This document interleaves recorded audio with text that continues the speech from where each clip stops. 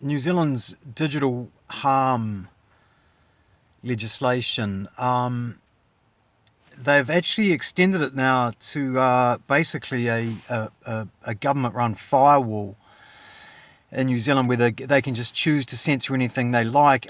And they do it on the basis of, that it might be terrorism or child abuse and stuff like this, right? Well, I can tell you for a fact that digital harm legislation in New Zealand is being used by the justice system to censor allegations of corruption in the New Zealand justice system.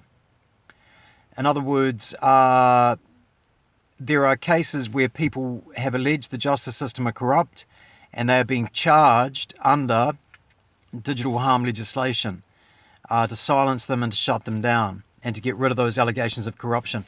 And obviously that goes right, this is the culmination of corruption really in New Zealand, and that goes right back through allegations of drug running by the judiciary, numerous criminal lawyers on the methadone program and alleged to be involved in drug trafficking and now meth trafficking and heroin trafficking before that. Peter Williams QC, Peter Leary, Bar Association member. These Bar Association members get promoted into positions as judges.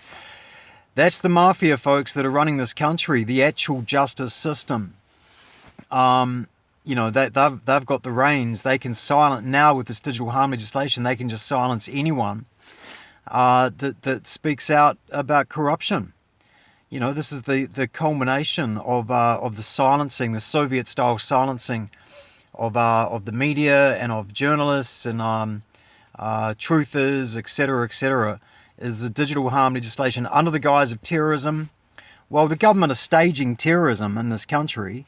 Sean Aston dressed up as a policeman at the Christchurch event a year or two ago. That's a good example, isn't it? Might use his photo for the cover. They're staging terrorism. Morrinsville police shooting, staged. Guy Williams was dressed up at that one, wasn't he? The Northland property manager shooting, there was what was his name? The guy that was smiling with the armed defenders squad. They said he'd been shot in the shoulder, and he wasn't bleeding. He was smiling and stuff. Just a load of rubbish. The government staged the terrorism, and now under the guise of fighting terrorism, they're going to shut down whoever they like. And there's a couple of recent cases in the news of people who are being silenced. And I can tell you that they are also using it to shut down allegations of corruption, specifically of the justice system.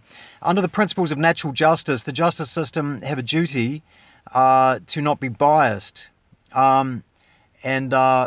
If they are arresting people for alleging corruption in the justice system and charging them, you could not get a clearer case of bias, could you? So it's complete lawlessness. We have a mafia, Soviet criminal mafia running this country, and it is the justice system. That's who it is. And the digital harm legislation is their final nail in the coffin for just blanket, state arrests, unlawful arrests, kidnapping, really. It's state kidnapping and silencing of anyone that speaks out against corruption. There's a couple of recent cases. If you search digital harm legislation New Zealand, you'll bring up these articles, but also some recent examples of people who are being silenced in New Zealand. The answer is sovereignty law, folks. You need to learn how to use the legal name, not use the legal name. Use your common law name. You need to research that. Sovereignty law. Study it. But when you go before a judge, the only book in the courtroom is in every courtroom is the Bible. You have to invoke God's law and stand in God's law using your Christian name, and state that you stand under the laws of God. You're the living man.